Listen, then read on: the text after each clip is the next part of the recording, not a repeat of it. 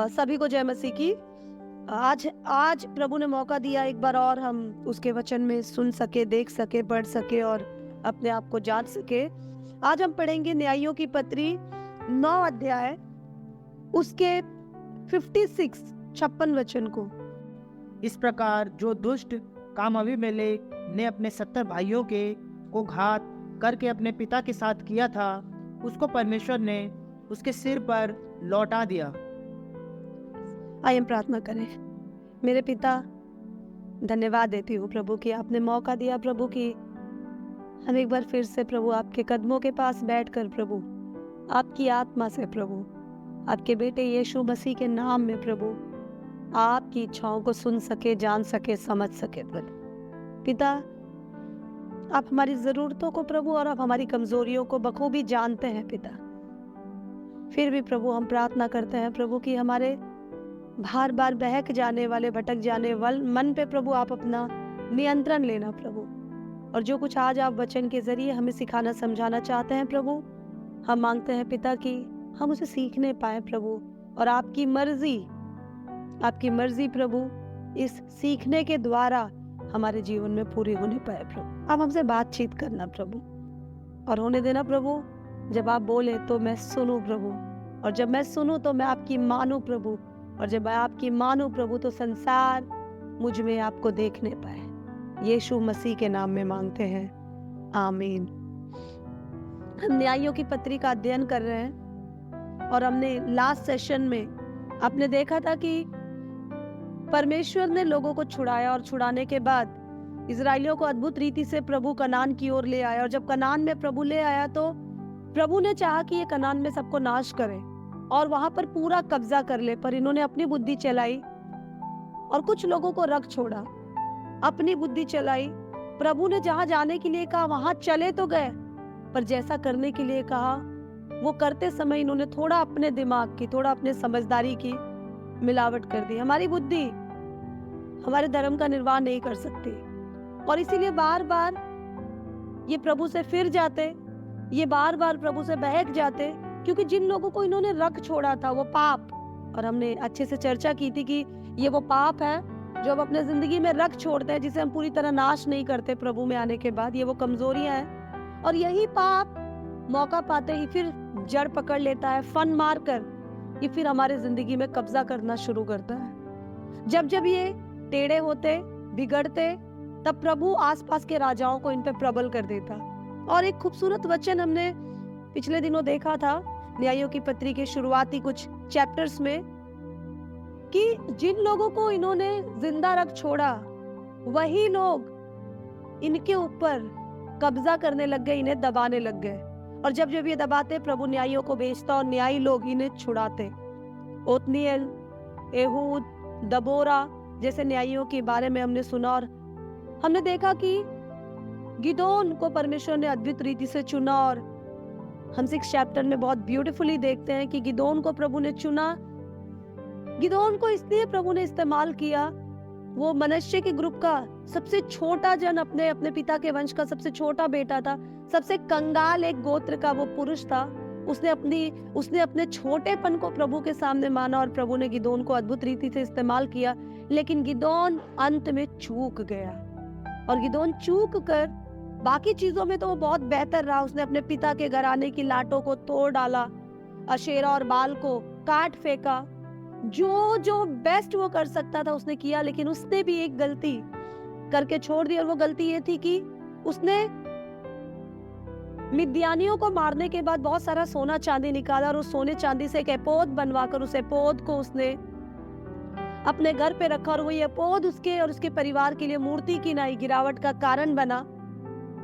और गिदोन की दूसरी गलती ये थी कि उसने बहुत सारी स्त्रियां ब्याह ली, सुलेमान की नई, जैसा सुलेमान के साथ हुआ। उम्र के बढ़ते उम्र में ये लोग अपनी अपनी मनमानी करने लग गए। और एक छोटी सी फैमिली है तो संभाल सकता है इंसान, प्रभु की इच्छा से एक फैमिली है तो संभाल सकता है इंसान, लेकिन अपनी शारीरिक इच्छाओं में पढ़कर जो गलतियां हम करते हैं उसे हम संभाल नहीं सकते। गिदोन के 70 बेटे हुए। गिदोन की एक रखेल, अगर हम 8 अध्याय 31 वचन पढ़े तो उसका एक बेटा हुआ, उसका नाम था अबीमेलेक। गिदोन की मृत्यु हो गई।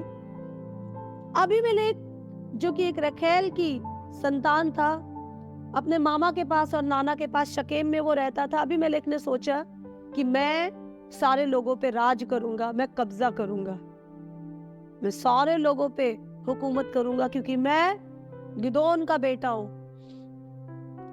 अगर हम 8वें चैप्टर को पढ़े तो गिदोन ने पहले ही मिद्यानियों को मारने के बाद, मिद्यानियों पे जीतने के बाद, गिदोन ने एक बात का अनाउंसमेंट किया था, घोषणा की थी, और वो घोषणा ये थी कि मैं और मेरा परिवार तुम पे राज नहीं करेगा, मेरे बच्चे तुम्हारे राजा नहीं होंगे। हे इजराइलियों, तुम्हारा राजा केवल यहोवा रहे। अगर हम 8 अध्याय उसके 23 वचन को पढ़े तो एक बार पढ़ दीजिएगा। गिदोन ने उनसे कहा, मैं तुम्हारे ऊपर प्रभुता ना करूंगा, हाँ, और न मेरा पुत्र तुम्हारे ऊपर प्रभुता करेगा, यहोवा ही तुम पर प्रभुता यस, ना मैं तुम पे राजा बनूंगा, ना मेरे बच्चे तुम पे राजा बनेंगे, तुम पे तो केवल यहोवा ही प्रभुता करेगा। बड़ी बड़ी बातें गिदोन ने की, पर बहुत सारी स्त्रियों के चक्कर में गिदोन ने एक ऐसी संतान पैदा कर दी जो लालच से भरा हुआ था। उसको राज का भी लालच था। वो भूल गया कि उसके पिता का इस्तेमाल करके परमेश्वर ने कितनी अद्भुत रीति से इजराइलियों को छुटकारा दिया। और गिदोन का बेटा अबीमेलेक सबसे पहले जब उसने होश संभाला तो उसने डिसाइड किया कि मेरे पिता ने जो कहा होगा, मैं अपने लोगों पर प्रभुता करूंगा। बड़ा बनने का लालच कई बार हमें बहुत छोटा बना देती है। ऊंचा उड़ने का लालच कई बार हमें बहुत नीचे तक पहुंचा देती है। बहुत जल्दी बहुत कुछ पा जाने की ख्वाहिश कई बार हमसे बहुत कुछ ले लेती है। अबीमेलेक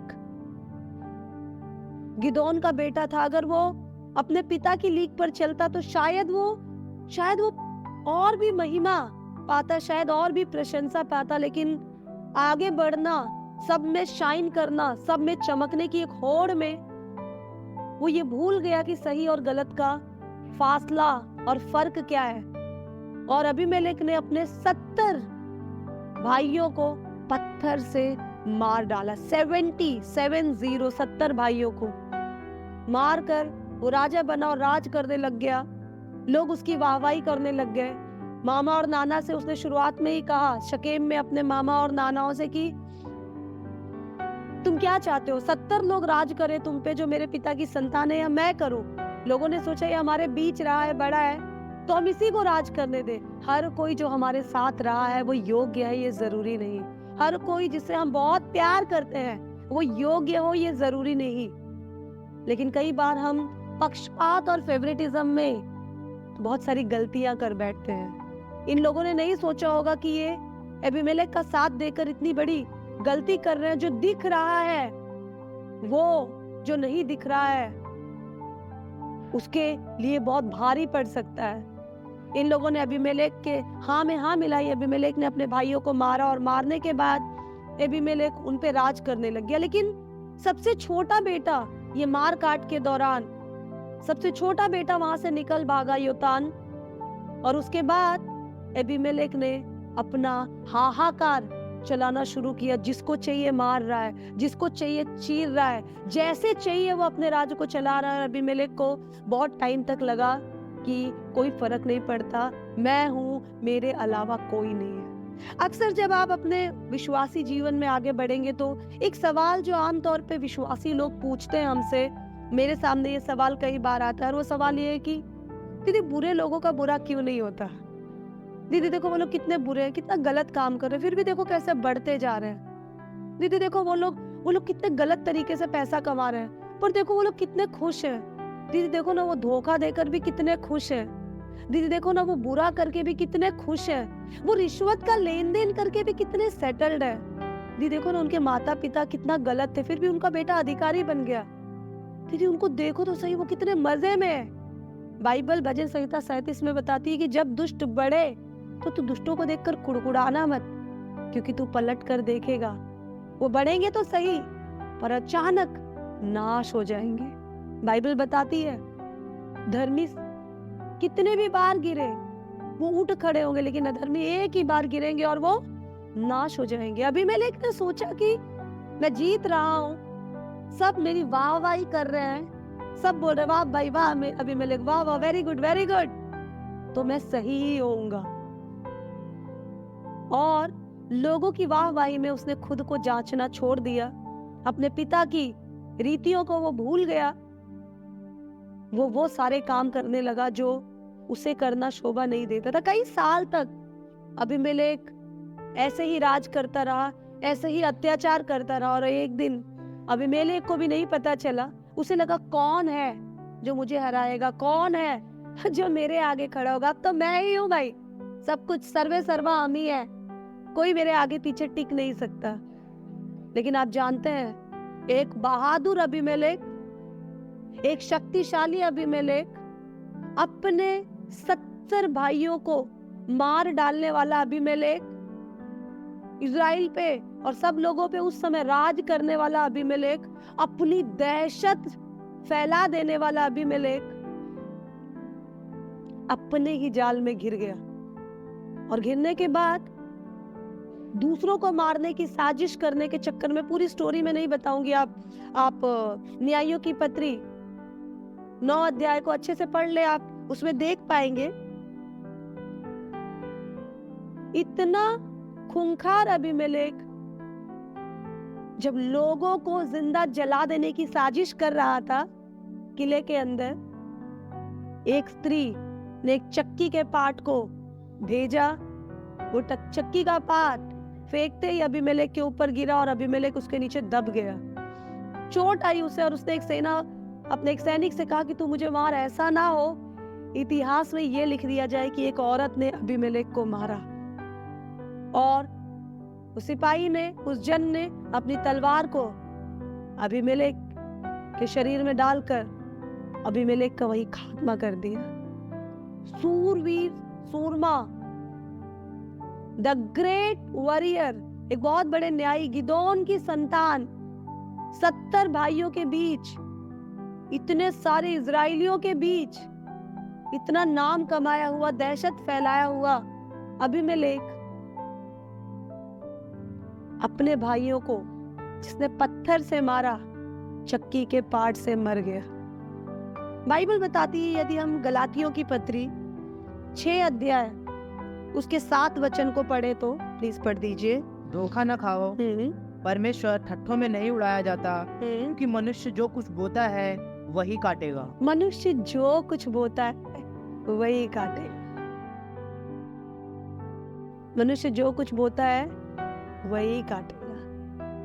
यदि हम नीति वचन 22 अध्याय उसके 8 वचन को पढ़े तो ये हमें सिखाती है, जो कुटिलता का बीज बोता है वह अनर्थ ही काटेगा और उसके रोष का सोटा टूटेगा। यस, जो कुटिलता मतलब बुराई का, छल का बीज बोता है ना, वो अनर्थ ही काटेगा। हमें एक बात समझना जरूरी है कि अगर यीशु मसीह ने मेरे लिए अपनी जान दी, अगर परमेश्वर मुझसे प्यार करता है तो वो परमेश्वर मेरे आने वाले कल की भी फिक्र करता है। बाइबल बताती है यिर्मयाह की पत्री में, उसके पास मेरे और आपके लिए योजना है। बाइबल बताती है साफ साफ कि परमेश्वर अपने लोगों को पूंछ नहीं सिर बनाता है। ये बात और है कि जब हमें प्रभु उठाता है, परमेश्वर के वचन से पिछले दिनों हमने देखा कि धैर्य से उसकी प्रतीक्षा करो, सही प्रार्थना करते रहें, प्रभु में लगे रहें, धैर्य से उसकी प्रतीक्षा करें। सही समय पर, सही जगह पर, सही लोगों के बीच, सही सिचुएशन में, सही ओहदे पर प्रभु हमें उठाएगा।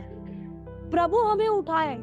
खुदा का कलाम बताता है जो धन, जो सुख, जो शांति, जो संपत्ति यहोवा की ओर से आती है, जो रिश्ते यहोवा की ओर से आते हैं, जो जगह यहोवा की ओर से हमें मिलती है, उसमें प्रभु दुख नहीं मिलाता है। खुदा का कलाम बताता है जो धन यहोवा की ओर से आता है उसमें वो दुख नहीं देता।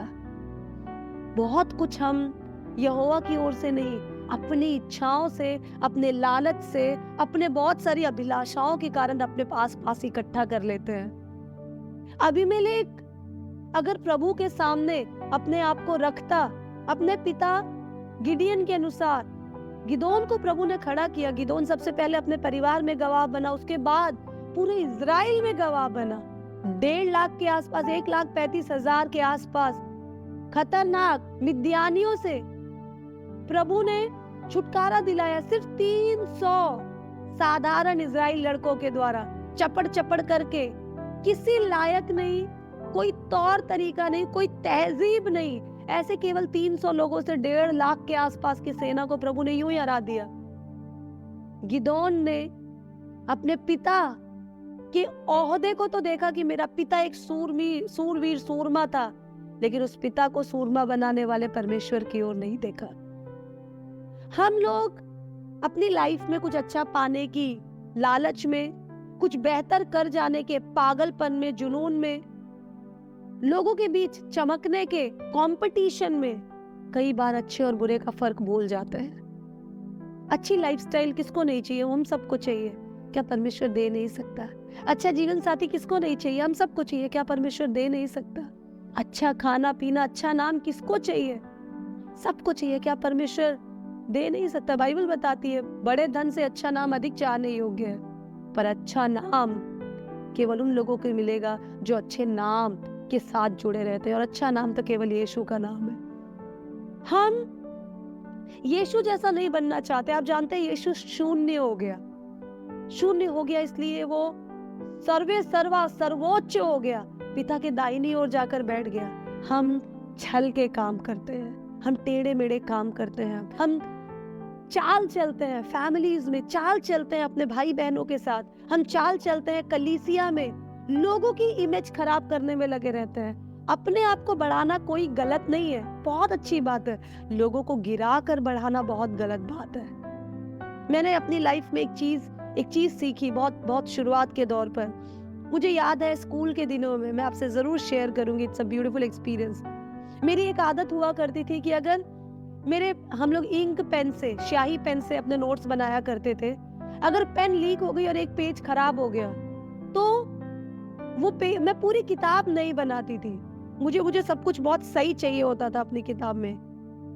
मैं कई बार इस होड़ में, अगर मेरी किताब खराब हो गई या मेरा कोई नोट्स पूरा नहीं हुआ, ऐसा कोई दिन नहीं होता था मैं स्कूल ना जाऊं। 99.99% अटेंडेंस मेरा होता था, क्योंकि स्कूल मेरी फेवरेट जगह थी। लेकिन कभी कुछ मिस हो गया, क्योंकि बहुत सारे कंपटीशन में मैं पार्ट लेती थी, तो मैं देखती थी मेरे क्लास के लड़के लड़कियां टॉपर्स, मैं उनसे उनकी बुक मांगती थी, वो देते नहीं थे।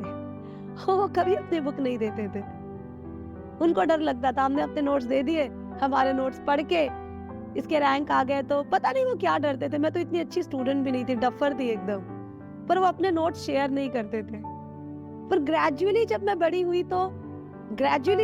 हुई तो मैंने बहुत सारे अपने उन दोस्तों की जिंदगियों को देखा, और देखकर मैंने ये चीज महसूस की, उन्होंने बहुत अपने नोट्स को छिपाया, पर 10 तक के 20 तक के रैंक में भी वो मुझे कभी दिखाई नहीं दिए।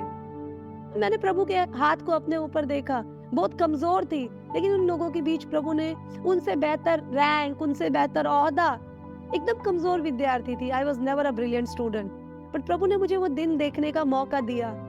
मुझे अब भी याद है, अपने से छोटे स्टूडेंट्स को मौका मिला पढ़ाने का तो पढ़ाना, एक पागलपन था, बताना है लोगों को, सिखाना है लोगों को।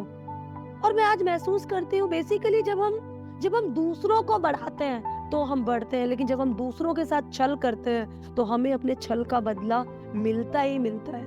बहुत सारे प्रभु में बढ़ने वाले लोग अपने साथी लोगों को आराधक नहीं बनने देना चाहते। ये बन गया तो मेरा क्या होगा, वो किसी ना किसी तरह कन्नी काटते हैं, फंसाते हैं। आप थोड़े टाइम जीत जाएंगे इन खुराफातों से, दूसरों का काम छीनकर, दूसरों की गर्लफ्रेंड छीनकर, दूसरों का मोबाइल छीनकर, दूसरों को मिलने वाला मान सम्मान छीनकर आप थोड़े टाइम के लिए नाम कमा लेंगे, लेकिन लंबे टाइम तक, एक लॉन्ग टेन्योर तक आप उस ओहदे को बना नहीं पाएंगे, क्योंकि छल का तराजू, छल का बीज कभी भी आशीष की फसल आपको काटने नहीं देगा। हम जो बोएंगे हम वही काटेंगे। मुद्दा ये है कि इसने पत्थर से अपने भाइयों को मारा और चक्की के पाट से ये मारा गया। छोटा सा छल इसने बोया और बहुत बड़ा छल इसकी मृत्यु का कारण बन गया। इसने लोगों को आग से मारने की सोची और गिड़गिड़ाकर अपने मृत्यु को अबीमेलेक को देखना पड़ा। कई बार जब हम टेढ़े मेढ़े कामों को करके, अपने लोगों को दबाकर, अपने लोगों के साथ गलत करके अपने आप को बढ़ाने की कोशिश करते हैं, या फिर कई बार जब हम बढ़ रहे होते हैं तो हमें लगता है सब कुछ सही है, परमेश्वर खुश है। परमेश्वर इस सांसारिक बढ़ोतरी से खुश नहीं है, परमेश्वर हमेशा हमारी आत्मिक बढ़ोतरी से खुश होता है। प्रभु आपके साथ है या नहीं है, ये बात आपको कैसे पता चलेगी? प्रभु आपके साथ है या नहीं है, ये बात अगर आपको पता करनी है तो बहुत साधारण, बहुत सिंपल तरीका है। क्या आपके अंदर शांति है? क्या आपके अंदर वो आनंद है? कोई कुछ भी कर रहा है, आपको फर्क नहीं पड़ रहा है। क्या आपके अंदर मेल मिलाप है? कोई आपके खिलाफ कितनी भी साजिश क्यों ना कर रहा हो, कोई आपके लिए कितना उल्टा क्यों ना बोल रहा हो, आपको उसमें गुस्सा नहीं आएगा। You'll feel, अरे जाने दे, दया ही आएगी, तरस ही आएगा, प्यार ही आएगा। अगर आपने ये नहीं कमाया तो आपका धन और दौलत सब मिट्टी है, किसी काम का नहीं। आपका ओहदा किसी काम का नहीं है। अजीजों, प्रभु का वचन बताता है अबीमेलेक अपने भाइयों, अपने 70 भाइयों को उसने पत्थर से मारा, और जब उसने मारा और मार के राजा बन गया तो उसे लगा कि उसने तो सही किया, क्योंकि उसकी उसकी उसकी उसकी कुर्सी इस बात की गवाही है कि उसके काम सही थे। हमारी सांसारिक कुर्सियां हमारी सफलता की गवाही नहीं देती है। स्वर्ग में हमारी कुर्सी बन रही है या नहीं बन रही है, वो हमारी सफलता की गवाही देते हैं। कई बार हम कुछ समय तक जब प्रभु हम पे हाथ नहीं चलाता तो कई बार हमें लगता है कि सब कुछ सही चल रहा है। जानते हैं, प्रभु देर करता है क्योंकि वो प्यार करता है। प्रभु देर करता है क्योंकि प्रभु हमें मौका देता है। मैं मानती हूँ कि अबीमेलेक को प्रभु मौका दे रहा था। शायद अबीमेलेक पछताया होता इन सालों के बीच में, इन वर्षों के बीच में, तो प्रभु जरूर अबीमेलेक पे दया करता, क्योंकि हमारा पिता बहुत ही दयालु और अनुग्रहकारी पिता है। पर वो भूलता चला गया। लोग जब तारीफ करते होंगे तो अबीमेलेक सोचता होगा कि आई एम द बेस्ट, मैं अपने लुक में बहुत बेस्ट हूँ, मैं अपने काम में बहुत बेस्ट हूँ, और मेरे फैसले सही है, तभी तो मैं राजा हूँ। ऐसे ही थोड़ी कोई राजा बन जाता है। वो मूर्ख ये भूल गया कि वो कभी राजा था ही नहीं। राजा तो केवल यहोवा ही है, सदा काल के लिए। हम में से बहुत सारे लोग प्रभु प्रभु करते करते खुद प्रभुता करने लगते हैं। प्रभु प्रभु करते करते खुद प्रभु बनने लगते हैं। अपनी भी जिंदगी के, उन लोगों की जिंदगी के भी जो जिन्हें प्रभु ने हमारे हाथों में रखा है। हमारी पत्नी हो सकती है, हमारे पति हो सकते हैं, हमारे बच्चे हो सकते हैं। प्रभु ने हमें प्रभु बनने के लिए नहीं बुलाया, प्रभु ने हमें प्रजा बनने के लिए बुलाया। प्रभु ने हमें चरवाहा बनने के लिए नहीं बुलाया। चरवाहा तो यहोवा है। दाऊद ने कहा यहोवा मेरा चरवाहा है। प्रभु ने हमें भेड़ बनने के लिए बुलाया। हम भीड़ बन जाते हैं, हम चालाकियां दिखाने लगते हैं। इसीलिए ऊंचा ओहदा पाने के लिए, कुछ भी संसार में पाने के लिए, अपने संगति में एक अच्छी पोजीशन पाने के लिए छल कपट चालबाजी करने की जरूरत नहीं। मैं आपको बहुत सिंपल तरीका बताती हूँ। आप जितना ऊंचा होना चाहते हैं उतने अपने पिता से चिपक जाए। जितना ऊंचा होना चाहते हैं उतना प्रभु यीशु को अपने अंदर ले ले। जितना ऊंचा होना चाहते हैं उतने छोटे बनते जाए, अपने कर्मों से नहीं। अपने कर्मों से छोटे ना बन जाए, अपने आप को छोटा बना ले। चलो, दूसरा उठता है उठ जाए। मुझे याद है प्रभु के दास की गवाही। एक दिन वो बहुत बीमार हो गए और उनको आराम ही नहीं मिल रहा था। वो अपने लिए प्रार्थना करवाए जा रहे थे पूरी कलीसिया को कि मेरे लिए प्रार्थना करो, मुझे प्रभु चंगाई दे। उनको कोई भी आराम नहीं मिल रहा था। तो फाइनली वो टूट गए और प्रभु के सामने घुटनों पे आकर कहा कि परमेश्वर, मैं क्यों आजादी नहीं पा रहा हूँ? प्रभु ने कहा तू छल करता है। परमेश्वर ने कहा क्या? उन्होंने कहा क्या छल करता हूँ? प्रभु ने कहा तू किसी को बढ़ने नहीं देता, तू सबको पीछे ढकेलता है। तब उन्होंने कहा प्रभु मैं बढ़ाऊंगा, पर प्रभु मुझे डर लगता है कहीं मैं जब लोगों को बढ़ाने लग गया तो लोग मुझे पूछना ना बंद कर दे, लोग मुझे प्यार करना ना बंद कर दे, लोग दूसरे नए जन को देखकर मेरी अहमियत को ना खत्म कर दे। और जब वो प्रभु से ये बातें कर ही रहे थे तो प्रभु ने उन्हें एक बहुत खूबसूरत केक दिखाया और केक के ऊपर चेरी दिखाई। और प्रभु ने एक बात कही, इस केक का साइज जितना ऊंचा होते जाएगा वो चेरी उतनी ही ऊंची होती जाएगी। चेरी कोई केक के अंदर नहीं रखता, हमेशा केक के ऊपर रखी जाती है।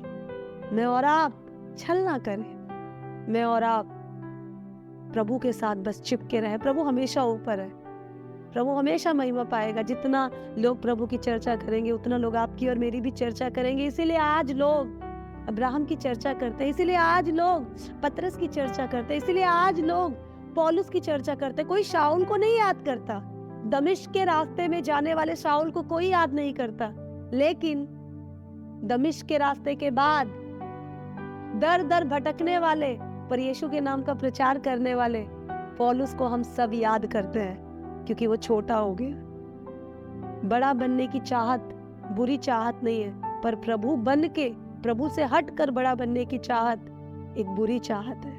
आप जानते हैं, जिस दिन आपने यीशु को अपना प्रभु गुरु मान लिया, आप छोटे रह ही नहीं गए। आपकी धड़ तो स्वर्ग में ऑलरेडी पहुंच चुकी है। स्वर्ग से ऊपर क्या बढ़ेंगे हम लोग? स्वर्ग से ऊपर क्या कहाँ जाएंगे हम इस बात को ध्यान दे कि संसारिक पोजीशंस को पाने की होड़ में हम अपनी स्वर्गीय पोजीशंस को मिस ना कर दें। जो बुरा बोएगा वो बुरा काटेगा, जो छल बोएगा वो अनर्थ की कटनी को काटेगा। इसीलिए प्रशंसा पाना है प्रभु के साथ, प्रभु के और क्लोज आ जाए। आदर पाना है, आदर पाने वाले काम करना तो शुरू करे। टेढ़े मेढ़े बनने की जरूरत नहीं है। आप सोचिए, गिदोन छोटा बन गया, प्रभु ने उसे बड़ा बनाया। गिदोन का बेटा अबीमेलेक बड़ा बन गया, प्रभु ने उसे छोटा बना दिया। जो बड़ा बनेगा उसे छोटा बनाया जाएगा, जो छोटा बनेगा वो ऊंचा उठाया जाएगा। यीशु मसीह शून्य बन गया, राजा सर्वशक्तिमान परमेश्वर का बेटा होने के बावजूद महलों में नहीं, गौशाला में उसने जन्म लिया। कोई चालबाजी नहीं की, वेरी सिंपल। उसने राजाओं को नहीं, मछुआरों को, अनपढ़ लोगों को चुना। हम देखी हुई चीजों को पाने के चक्कर में अनदेखी बहुत सारी चीजों को हम खो देते हैं। इसलिए कलीसिया मैं आपको उत्साहित करना चाहूंगी, हम अबीमेलेक की जिंदगी को अच्छे से पढ़े। आप इस वचन को सुन रहे हो तो सुनने के बाद आप 2 या 3 या 4 बार न्यायों की पत्री 9 अध्याय को पढ़े, और 9 अध्याय से पहले 8 अध्याय के भी 21 वचन से आगे कंटिन्यू करके पढ़े। आप देखें कि पिता गिदोन, बेटा अबीमेलेक, पिता मनश्शे का एक कंगाल गोत्र का सबसे छोटा बेटा, और बेटा अपने ही भाइयों के घात का कारण बना। वो और बड़ा बनने के लिए उसने अपने भाइयों का घात किया। वो एक स्त्री के द्वारा पत्थरों से उसने भाई को मारा, चक्की के पाट से वो खुद मारा गया। जो हम बोएंगे वही हम काटेंगे। परमेश्वर देर करता है क्योंकि वो दया करता है, परमेश्वर देर करता है क्योंकि वो प्यार करता है। इसीलिए अगर हम भी बड़ा बनने के लिए ऐसे छल में लगे हुए हैं, या ऐसे छल करने वालों का साथ दे रहे हैं, या ऐसी ख्वाहिशों को अंदर पाले बैठे हैं, तो प्रभु से कहे, प्रभु नहीं चाहिए, प्रभु मुझे नहीं चाहिए, मुझे तू चाहिए, केवल तू बढ़े और मैं घटता जाऊं। प्रभु लोग मुझे देखे तो तुझे देखे प्रभु, मैं खत्म हो जाऊं प्रभु तो भी तू मुझ में और मेरे द्वारा प्रभु फैलता ही जाए। परमेश्वर प्रभु ऐसी इच्छा मैं तेरे हाथों में रखता हूं। आइए हम प्रार्थना करें। मेरे पिता जो आप स्वर्ग में है प्रभु, पर पृथ्वी में हर बात को देखते हैं प्रभु, मैं आपको अपने आप को आपके हाथों में रखते हूँ प्रभु। संसार में लोगों की वाहवाही पाने के लिए नहीं प्रभु, केवल इस बात को सुनने के लिए कि ये मेरा बेटा है, मैं इससे अति प्रसन्न हूँ प्रभु। केवल ये बात सुनने के लिए मैं जीऊं प्रभु। और परमेश्वर मेरी जिंदगी, मेरा सोच विचार, मेरा तौर तरीका, मेरा रहन सहन, मेरी प्लानिंग्स और मेरे एक्शंस प्रभु ऐसे हो प्रभु कि जिनमें तेरा प्यार दिखाई दे। परमेश्वर हर प्रकार के छल कपट से, दूसरों के लिए प्रभु गिरावट का कारण बनने से प्रभु तू मुझे रोक। परमेश्वर दे मैं ठोकर और गिरावट का नहीं प्रभु, बल्कि तेरे लिए महिमा का कारण बन सकूं प्रभु। अबीमेलेक की जिंदगी से प्रभु मैं सीखने पाऊं परमेश्वर कि प्रभु संसार का ओहदा इस बात की गारंटी या सर्टिफिकेट नहीं प्रभु कि मैं तेरी नजरों में भी सही चल रहा हूं प्रभु। परमेश्वर नश्वर चीजों के लिए प्रभु, नाशवान चीजों के लिए प्रभु, अविनाशी अपने उस पोजीशन को प्रभु मैं छोड़ ना दूं प्रभु। परमेश्वर पिता मांगते हैं बारीकी से अपनी जिंदगी और अपने चाल चलन को जांचने वाला मुझे मन दे, और परमेश्वर पिता होने दे मेरे राजा, मैं अपने चाल चलन की चौकसी करूं। हर छल की बात मुझसे दूर रहे प्रभु, हर कपट की बात मुझसे दूर रहे प्रभु। जाने अनजाने में प्रभु मैं दूसरों के लिए गिरावट का कारण बना, या ऐसी पॉलिटिक्स मैंने अपने जीवन में खेली, तो आज मैं माफी मांगती हूँ प्रभु। मैं प्रार्थना करती हूँ प्रभु, जिन्हें तूने मुझसे मेरे साथ रखा है प्रभु, उन्हें मैं तुझ में बढ़ाते जाऊं परमेश्वर पिता, तेरी महिमा करते जाऊं, तू बढ़े और मैं घटते जाऊं। यीशु मसीह के नाम में मांगते हैं,